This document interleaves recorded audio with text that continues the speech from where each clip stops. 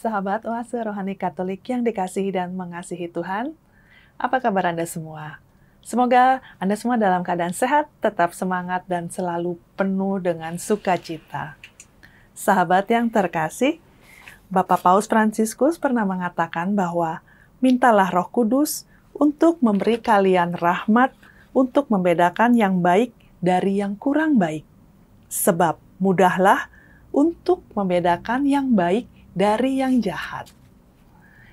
Saya Francisca Audrey, senang sekali bisa bersama-sama dengan sahabat dalam membawakan dalam acara Oase Rohani Katolik edisi hari ini, Pekan Paskah yang ke-7. Sahabat yang terkasih, pada hari ini kita akan mendapatkan inspirasi rohani dari Romo Diocesan Antonius Arvin Samosir. Romo Arvin, terima kasih Romo sudah berkenan memberikan inspirasi Romo. Kak Audrey, sehat-sehat semuanya. Iya, baik, terima kasih Romo. Baik, sahabat Oase Rohani Katolik yang terkasih, seperti biasa kita akan mengawali perjumpaan kita dengan doa pembuka. Kita akan mohon pimpinan Tuhan dalam permenungan kita pada hari ini, yang akan dipimpin oleh Romo Arvin. Silakan Romo. Mari kita berdoa. Dalam nama Bapa dan Putra dan Roh Kudus. Amin. Tuhan Yesus yang baik, kami sudah memasuki bulan Juni. Hari ini adalah pekan pertama. Semoga segala aktivitas, pekerjaan, perjalanan, dan pelayanan kami senantiasa Kau lindungi.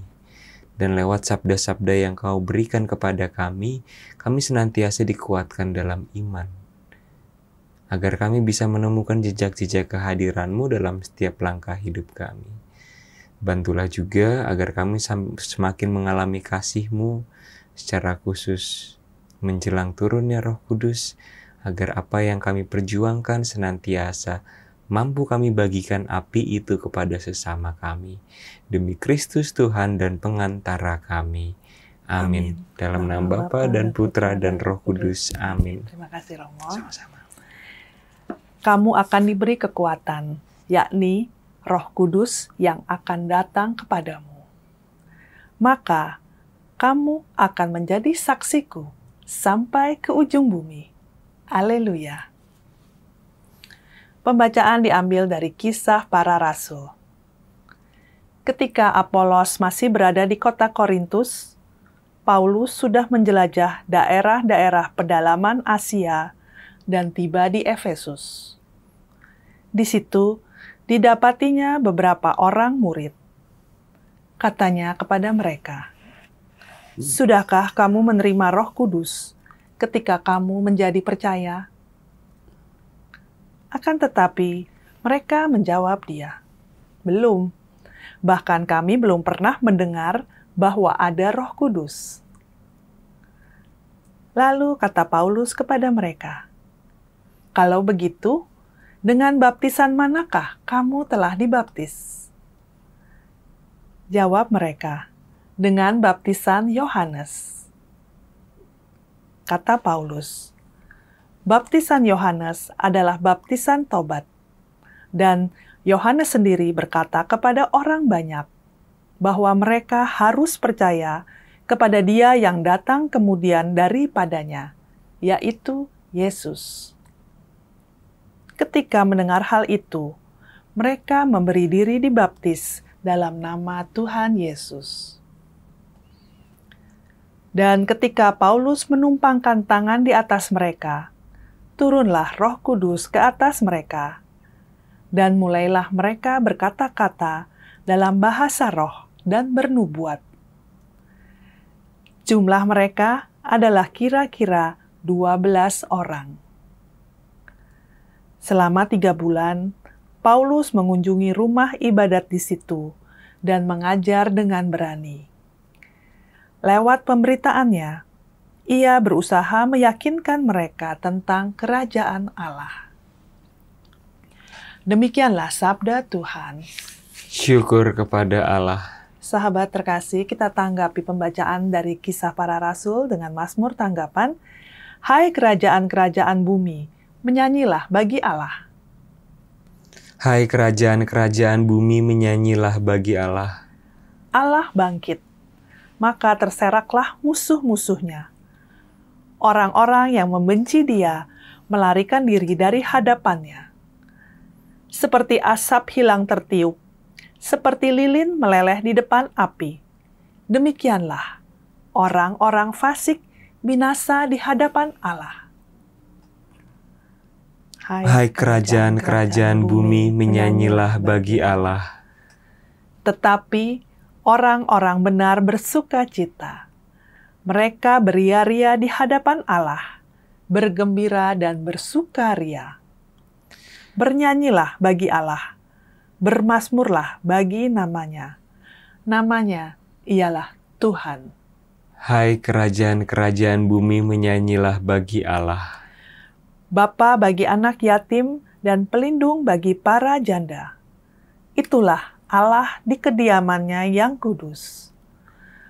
Allah memberi tempat tinggal kepada orang-orang sebatang kara. Ia mengeluarkan orang-orang tahanan, sehingga mereka bahagia. Hai kerajaan-kerajaan bumi, menyanyilah bagi Allah. Sahabat yang terkasih, sekarang mari kita persiapkan hati untuk mendengarkan pembacaan Injil. Aleluya, aleluya. Aleluya, aleluya.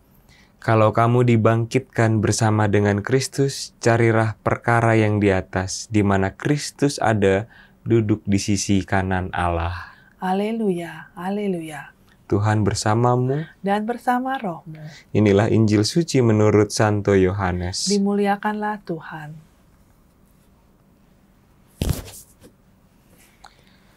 Dalam amanat perpisahannya, Yesus berkata bahwa akan tiba saatnya bahwa ia tidak lagi berbicara dengan memakai kiasan. Maka para murid berkata kepada Yesus, "Lihat, sekarang engkau terus terang berkata-kata dan engkau tidak memakai kiasan. Sekarang kami tahu bahwa engkau mengetahui segala sesuatu dan tidak perlu orang bertanya kepadamu. Karena itu, kami percaya bahwa engkau datang dari Allah." Jawab Yesus kepada mereka, "Percayakah kamu sekarang? Lihat, saatnya datang, bahkan sudah datang, bahwa kamu dicerai-beraikan masing-masing ke tempatnya sendiri-sendiri, dan kamu meninggalkan aku seorang diri. Namun aku tidak seorang diri, sebab Bapa menyertai aku. Semuanya itu kukatakan kepadamu, supaya kamu beroleh damai sejahtera dalam aku. Dalam dunia kamu menderita penganiayaan, tapi kuatkanlah hatimu. Aku telah mengalahkan dunia." Demikianlah sabda Tuhan. Terpujilah Kristus. Romo Arvin, ada yang mau saya tanyakan nih Romo dari bacaan mungkin dari Kisah Para Rasul dulu ya Romo ya. Jangan susah-susah ya Bu. Enggak gampang kok Romo. Tapi bukan multiple choice ya Romo. Oh iya dong. Oke, Romo. Esai ya. Esai. Romo, mungkin Romo bisa menceritakan Romo siapa sih Apolos itu? Seperti kita tahu, Apolos itu kan namanya muncul beberapa kali dalam kitab suci. Terus udah gitu kok kayaknya penting banget ya. Apolos ada di kota Korintus, terus Paulus sudah ke sini-sini gitu. Iya, betul. Apolos itu siapa? Terus mungkin dalam tanda petik ya apa sih pentingnya gitu loh, apa hubungannya begitu ya Romo ya? Iya, Apolos ini termasuk salah satu orang yang sering disebut Paulus dalam surat-suratnya Paulus. Apolos, Priscilla, Aquila, dan ungkapan yang paling terkenal itu ada dari 1 Korintus bab 3, bahwa aku menanam, Paulus menyiram, dan Allah yang memberi pertumbuhan. Jadi yang terpenting bukan yang menanam atau yang menyiram, tapi Allah yang memberi pertumbuhan. Lalu, kok bisa Apolos di Korintus, dia di Efesus kemana-mana? Memang bahwa sebelum ke Efesus, Paulus sudah ada di Korintus. Dan itu terlihat dari Kisah Para Rasul. Kisah Para Rasul bab 20 itu menceritakan bagaimana Paulus berpisah dengan jemaat-jemaat di Efesus. Yang sebelumnya dalam bab 18, Paulus ke Korintus. Kemudian dia ke Antioquia. Dan ketika di Efesus, dia menulis surat-surat untuk jemaatnya di Korintus. Maka kayak ada kedekatan emosional gitu. Bonding satu dengan yang lainnya. Dan menarik bahwa situasi di Efesus juga nggak baik-baik aja zaman itu. Ini kan kota pelabuhan ya. Asia depan, Turki sekarang, yang bukan hanya isinya orang Yahudi tapi juga orang Yunani, yang bukan hanya menyembah dewi orang Yunani, tapi juga di sana ada ilmu gaib yang berkembang di Efesus, semacam perdukunan atau apalah istilahnya di sana, saya kurang tahu persisnya, tapi itu ilmu gaib. Nah, selama Paulus di sana dia mengajar. Tadi dalam bacaan pertama, sesi terakhir, bagian terakhir dikatakan di situ bahwa selama 3 bulan Paulus mengunjungi rumah ibadat dan mengajar dengan berani. Lewat pemberitaannya ia berusaha meyakinkan mereka tentang kerajaan Allah. Jadi, apa yang bisa kita pelajari dari Apolos? Apolos dan Paulus saling melengkapi, tapi Allah yang memberikan pertumbuhan. Begitu, Bu. Ya, jadi Apolos tuh mungkin ini ya Romo, muridnya ya Romo. Iya, ya, murid. betul. Jadi orang kepercayaannya dari rekan Paulus, seperjalanan. rekan seperjalanan. Ya, Betul. Jadi makanya pada saat Paulus menjelajah ke Efesus, ke Asia, pedalaman Asia, umatnya yang di Korintus itu ditinggalkan di tangan itu ya Romo, di tangan Apolos begitu ya Romo. Betul, ya. Iya. Maka dia menanam, Apolos yang menyiram. Ya, jadi makanya hubungannya selalu dekat ya antara Apolos dengan Paulus ya Romo. Cocok, ya. betul. Ya. Terus apa lagi nih Romo, inspirasi yang bisa kita dapatkan? Nah, yang kedua, setelah kenal siapa itu Apolos, Romo. Betul. Yang kedua, bahwa disebutkan juga dalam bacaan pertama, Paulus itu bertanya kepada jemaat di Efesus, sudahkah kamu menerima Roh Kudus ketika kamu percaya? Garis bawahi kata percaya, karena ini muncul lagi nanti dalam bacaan Injil. Oke. Dan jemaat di Efesus mengatakan, belum, kami belum menerima Roh Kudus. Paulus nanya lagi, baptisan yang kamu terima baptisan Yohanes? Iya, betul. Baptisan Yohanes, kata Paulus, adalah baptisan tobat. Di Kisah Para Rasul 19 ayat 4. Jadi ada 2 baptisan yang berbeda di sini. Yang pertama baptisan Yohanes, yang kedua baptisan Yesus. Baptisan Yohanes adalah baptisan pertobatan. Baptisan Yesus adalah baptisan dari Roh Kudus. Yang pertama dulu, baptisan pertobatan. Sebagaimana kehadiran Yohanes juga, dia berseru-seru di padang gurun untuk mengatakan, bertobatlah dan berilah dirimu dibaptis, dan Allah akan mengampuni dosamu. Bertobatlah yang pertama, sebelum dibaptis bertobat dulu. Lukas bab 3 ayat 3. Dan dia datang untuk mempersiapkan jalan buat Tuhan. Kemarin ketika masa Prapaskah, kan juga kita bertobat dulu untuk mempersiapkan jalan buat Tuhan. Sengsara, wafat, dan kebangkitannya. Jadi perjalanan pertobatan adalah perjalanan memantaskan diri agar kita semakin layak untuk mendekatkan diri dengan Tuhan. Ketika Minggu Palma, Bu, saya misa di penjara. Oh, ada pengalaman menarik nih pasti Romo. Nggak menyentuh aja. Oh, okay. Cuma, lalu kemudian ada seorang, kan setelah misa, itu ada sesi pengakuan dosa. Udah ada 3 yang ngaku dosa dari yang Katolik. Lalu kemudian ada 1 yang mengatakan, Romo saya mau ngaku dosa tapi saya bukan Katolik. Oke. Saya kan punya sumpah bahwa saya nggak boleh memberikan pengakuannya di depan umum. Jadi karena ini bagian dari ruang konsultasi yang beragama Kristen, saya terinspirasi oleh kisahnya dia. Dia mengatakan, Romo, saya masuk sini ini kedua kalinya. Dan dua-duanya sama, soal narkoba. Yang pertama 3 tahun lalu, yang kedua 10 bulan lalu. Dan yang kedua ini saya ditinggalkan oleh istri saya. Kemarin, minggu lalu, ketika dari Minggu Palma itu, dia mengatakan, istri saya, Mas, kamu tahu saya tinggal bareng laki-laki lain sekarang. Kalau misalnya nanti kamu udah keluar 1 atau 1,5 tahun lagi, boleh nggak saya tinggal bareng kamu lagi? Dia nanya gitu, istrinya ke suaminya. Terus suaminya bingung. Dia nanya ke saya, gimana menurut Romo? saya harus tinggal sama dia atau enggak? Matilah saya. Kalau kalau kalau saya bilang iya, tapi mungkin nanti dia nggak srek. Iya. Kalau saya bilang enggak, bahwa hidup harus mengasihi. Jadi si malakama Iya, ya Romo. betul. Maka saya tanya balik, lah situasi hati Bapak kayak gimana? Romo, saya sadar bahwa saya itu berdosa. Saya 2 kali di sini itu kalau bukan karena Tuhan, mungkin saya udah mati atau apa. Maka dia mau lagi sama saya aja, itu pun bersama dengan 1 anaknya, itu sesuatu buat saya. Maka mungkin saya juga akan pilih tinggal bersama dia. Tapi itu boleh, oh sangat boleh saya katakan. Justru disitulah letak pengampunan. Dan kesaksian paling tinggi adalah pengampunan. Dan jauh lebih dalam daripada yang terkait dengan menerima pengampunan. Di situ ada warta pertobatan, sebagaimana baptisan Yohanes. Dan ternyata sisi lain dari baptisan Yohanes juga diperlengkapi dengan baptisan Yesus, bahwa Ia yang lebih berkuasa akan membaptis dengan api dan Roh Kudus.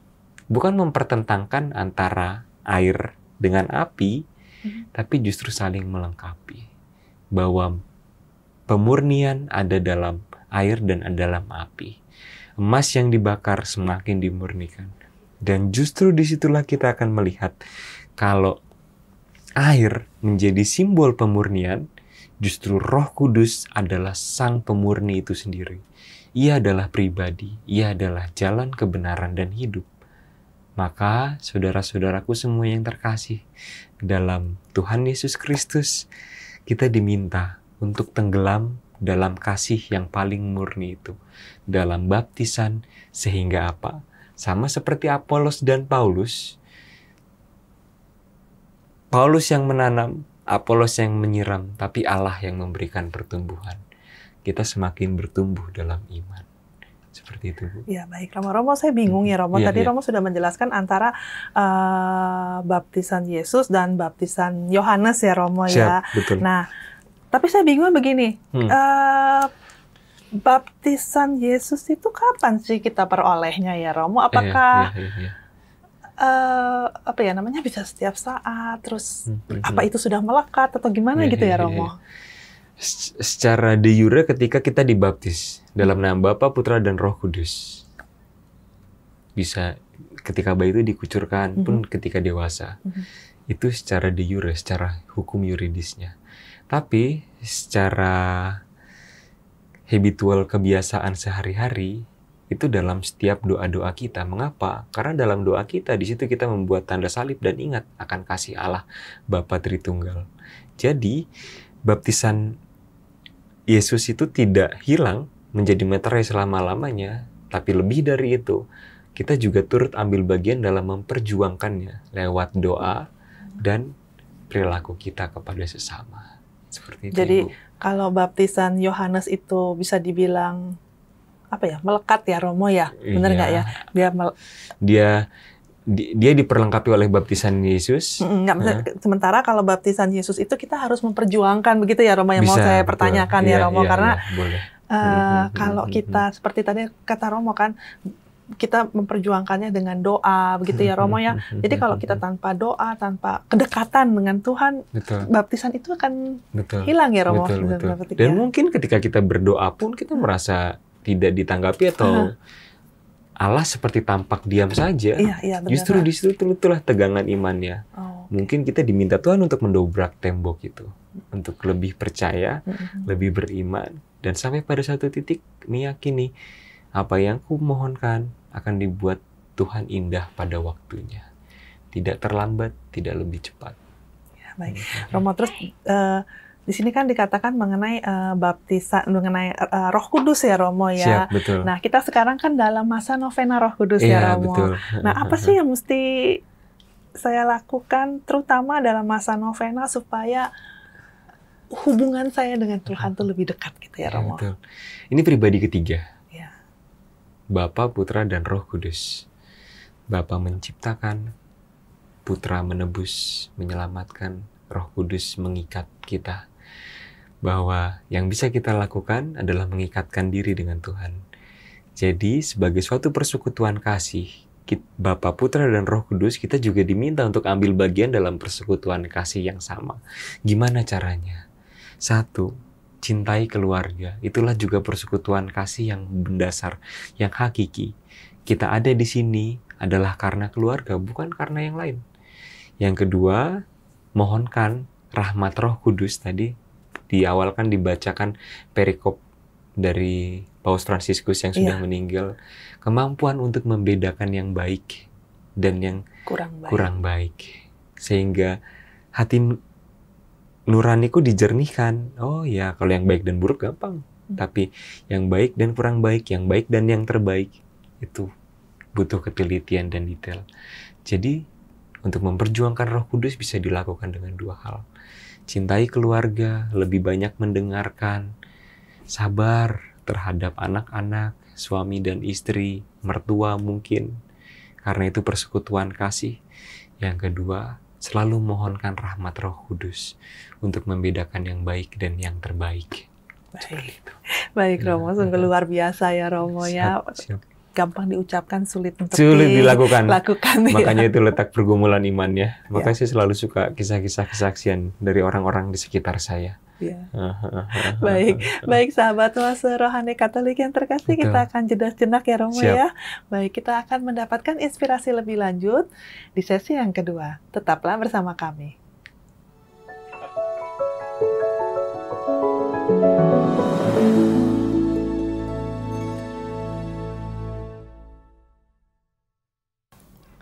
Sahabat Oase Rohani Katolik yang dikasihi dan mengasihi Tuhan, terima kasih sahabat masih dengan setia mengikuti acara Oase Rohani Katolik, edisi hari ini, Pekan Paskah yang ke-7. Sahabat yang terkasih, bagi sahabat yang ingin mengirimkan masukan, saran, ataupun ada pertanyaan, silahkan mengirimkannya melalui email ke orkkaj2021@gmail.com ataupun dapat dikirimkan melalui pesan WhatsApp ke nomor 0881 0251 33438. Masih bersama dengan Romo Diosesan Antonius Arvin Samosir dan saya Francisca Audrey, kita akan mendapatkan inspirasi-inspirasi lebih lanjut dari bacaan pada hari ini. Romo Arvin, Romo mungkin sebelum kita masuk untuk mendapatkan inspirasi dari bacaan Injil, Romo ya, mungkin Romo bisa memberikan sedikit kesimpulan Romo dari inspirasi sesi pertama. Oke. Dari sesi pertama, kita melihat bahwa baptisan Roh Kudus mengikuti orang yang percaya. Jadi syaratnya pertama adalah percaya dulu.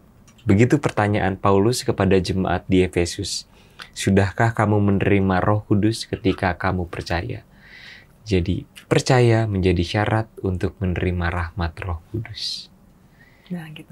Jadi saya bertanya-tanya nih Romo, yang dimaksud percaya tuh seperti apa sih Romo? Iya. Karena kan gampang loh ngomong. Banyak bener gampang. Percaya sama saya gitu. Percaya sama saya, percaya wes ngono pasti hasilnya baik. Tapi ternyata ketika nggak sesuai dengan kenyataan, mungkin akan hancur kepercayaannya. Iya, betul. Bapak Kardinal tuh sering sekali menggunakan pembanding antara optimisme dan berpengharapan. Optimisme, satu, kalau misalnya hal itu terjadi, saya optimis bahwa Manchester United akan menang. Kenyataannya MU kalah dan sering kalah juga mungkin, maaf. Ya udah kecewa. Tapi orang berpengharapan tidak. Orang berpengharapan akan melihat bahwa oh ya, dari kekalahan ini saya percaya bahwa MU akan lebih baik ke depannya. Jadi percaya itu artinya bukan hanya yakin, tapi juga berserah. Dan dari berserah, kita percaya. Kita tahu bahwa, mengapa kita percaya? Karena kita tidak sendirian. Dan dalam bacaan Injil tadi kan disebutkan, bahwa, lihat sekarang aku berkata terus terang, dan aku tidak memakai kiasan. Kami tahu bahwa engkau mengetahui segala sesuatu, dan engkau datang dari Allah. Jadi disitulah letaknya, Bapa menyertai aku, ayat 32. Maka percaya itu menjadi kata penting dalam Injil.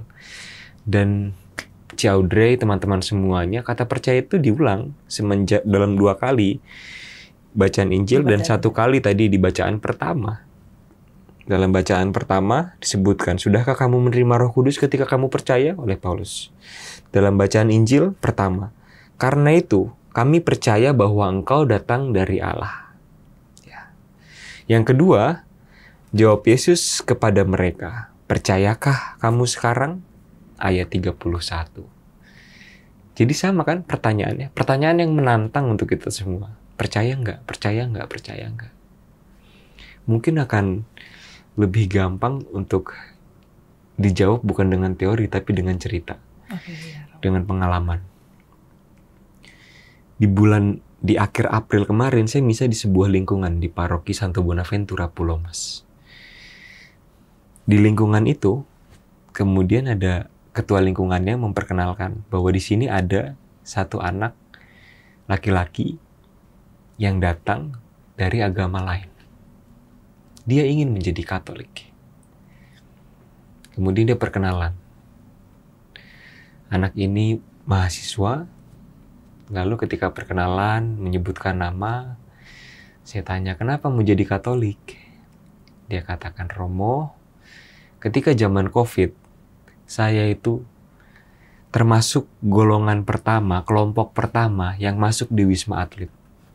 Sampai Wisma Atlet udah sepi, saya masih di situ. Lama dong. Kasian banget gak tuh? Hampir setahun mungkin. Lalu kemudian bosen dong. Wah, bukan bosen lagi. Udah jengah. Dan saya punya teman yang Katolik. Kami Zoom dan dia menawarkan kepada saya, coba kamu berdoa. Doa novena 3 Salam Maria. Doa novena 3 Salam Maria. Dan dia lakukan itu. Dia lakukan itu dengan sadar dan percaya selama 9 hari berturut-turut. Kata 9 hari ini juga terungkap dari mulutnya. Maka wow, menarik. Dan apa yang terjadi ya, gak lama sesudah itu dia keluar dan titik itulah dia percaya. Gitu. Oh ya, mungkin ini yang ku cari selama ini. Dan jauh lebih dalam dari itu, dia percaya dengan kehadiran Tuhan Yesus dan Bunda Maria. Maka, kadang kita menemui sandungan, kerikil, hambatan, kejatuhan, dan gelap untuk menyadari kasih Allah, berhenti percaya. Atau melihat dulu baru percaya, sama seperti Thomas yang mencucukkan jarinya. Tapi tidak dengan anak ini. Apakah kita memang harus sakit dulu? Sehingga kita diyakinkan dan diberikan tanda oleh Tuhan. Sehingga aku bisa menemukan, oh ini yang Tuhan kehendaki. Aku disembuhkan, ekonomi keluargaku dipulihkan, keluargaku selamat dari operasi dan kecelakaan apapun itu. Pekerjaan membaik, inilah kasih Tuhan. Kan tidak. Justru dalam kekurangan-kekurangan kita itulah, disitulah ruang Allah bekerja dalam diriku. Dan itu sangat mudah kita temui dalam saudara-saudara kita, dalam teman-teman kita yang membutuhkan uluran tangan kita. Seperti itu, Bu. Ya, baik, Romo. Jadi kita harus percaya ya, Romo, ya, Siap, bahwa betul. Allah selalu menyertai kita. Tapi kadang-kadang sulit loh, Romo. Iya, maka kalau nggak ngapa-ngapain juga begitu juga. gitu. Kok. betul, Itu betul, gimana betul, ya, betul. Romo, ya? Maka anjuran terakhir dari Injil Tuhan hari ini adalah dalam dunia kamu menderita penganiayaan, tapi kuatkanlah hatimu. Kuatkan hatimu. Ya, Tuhan tahu itu sulit karena Tuhan juga sudah menderita. Aku tahu kamu akan menderita penganiayaan, tapi kuatkan hatimu. Nah, hati memainkan peran penting di sini. Karena Henry Newman mengatakan cor ad cor loquitur. Hati sampai kepada hati. Dan terakhir kan Bapak Paus Fransiskus menuliskan tentang dilexitnos yang ya ajakan menyerupai hati Yesus yang Maha Rahim itu. Mengapa? Karena hati kita yang bersatu dengan Kristus itu akan mampu membangun peradaban kasih, mampu menciptakan mukjizat sosial. Jadi kuatkan hatimu itu bukan hanya pikiran, bukan hanya jiwa raga, tapi ketetapan. Tuhan ada, aku berserah, dan aku dikuatkan karena Tuhan ada. Romo, sorry. Siap. Mujizat sosial itu apa ya, Romo? Ya, mukjizat sosial. Iya. Kesanggupan atau kesediaan kita uluran tangan kita sehingga kita bisa menyelamatkan orang lain. Banyak karya karitatif yang sudah dilakukan di Jakarta. Anak asak bisa sekolah, melanjutkan pendidikannya. Korban HIV/AIDS diterima. Lalu kemudian teman-teman yang di penjara dikunjungin. Bukan mukjizatnya mengubah 5 roti dan 2 ikan, bukan. Tapi seperti dalam bacaan pertama, sama-sama mengalami kasih Allah yang dibenamkan dalam hidup kita. Sehingga orang juga mengalami kasih yang sama. Tantangannya adalah, alih-alih melakukan mukjizat sosial itu, justru yang muncul adalah keegoisan, iri hati, dan cemburu. Maka hati yang baik ini kadang tidak sejalan dengan ungkapan, tindakan, dan kata-kata kita. Karena ada keegoisan dan iri hati di dalamnya. Jadi, coba kita lihat yang ada di sekitar kita. Pasti akan dengan mudah kita bisa melihat orang-orang yang perlu kita bantu. Dan lebih dalam dari itu, disitulah kita melepaskan keegoisan kita. Contoh, ketika Paus meninggal, Duta Besar Indonesia untuk Vatikan, Pak Trias Kuncahyono, ditanya oleh wartawan Kompas TV, interview mereka. Pak Trias, menurut Anda bagaimana pribadi Paus Fransiskus? Kemudian Pak Dubes menjawab, Mas, silahkan Anda cari. Pemimpin dunia mana yang bisa sedemikian dekat dengan banyak orang? Ketika dia di dalam mobil, ketika dia di lapangan, ketika dia memberikan audiensi. Dan itu ada dalam diri Paus Fransiskus. Dan bersyukur dia mengunjungi kita ke Indonesia. Bahwa perhatian pusat semua mata di Indonesia tertuju kepada pribadi yang sepuh, di kursi roda, renta, tapi menawarkan cinta kasih. Sehingga nuansanya bukan lagi kerapuhan itu, tapi cinta kasih. Karena apa? Karena percaya Paus Fransiskus akan datang dengan membawa pesan-pesan kemanusiaan di dalamnya. Jauh lebih konkret. Di WT Bula ada seorang suster. Ini dipost di Kompas beberapa hari sebelum Hari Raya Paskah. Namanya Suster Marcella. Yang dilakukan apa? Mengunjungi rumah-rumah yang di dalamnya ada korban tindak pidana perdagangan orang. Yang mereka takut untuk bersosialisasi. Yang mereka bingung harus memulai hidup dari mana lagi. Tapi tidak dengan suster ini. Suster ini mendengarkan, memberikan bantuan sosial, dibantu untuk dibukakan kios. Sehingga dipertemukan dengan keluarganya. Sehingga tadi, ketika kita berserah, ketika kita percaya, kita sampai pada tahap bahwa Paulus mengatakan, aku menanam, Apolos menyiram, tapi Allah yang memberikan pertumbuhan. Kita sampai pada tahap Allah yang memberikan pertumbuhan. Jadi itu Ibu, pesan hari ini. Kita percaya dan Tuhan memberikan pertumbuhan. Ya, baik, Romo, mungkin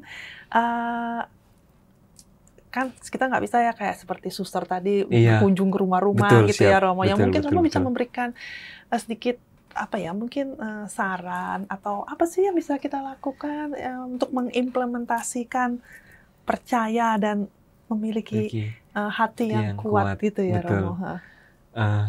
Seperti Ci Audrey katakan, benar, mungkin suster itu karena kesusterannya dia bisa ke rumah-rumah. Tapi apa yang bisa kita lakukan? Yang pertama, sebagai pribadi yang percaya, seperti dalam bacaan pertama tadi, mohonkan Roh Kudus untuk tidak pernah berhenti berdoa. Yang kedua, kadang kita ingin berbagi tapi kita sedikit yang kita punya. Jangan takut. Karena apa? Sedikit bagi kita ternyata berarti banyak buat orang lain. Ketika bulan puasa bersama dengan kelompok Legio Maria Junior, kami itu bagi-bagi takjil, hanya takjil.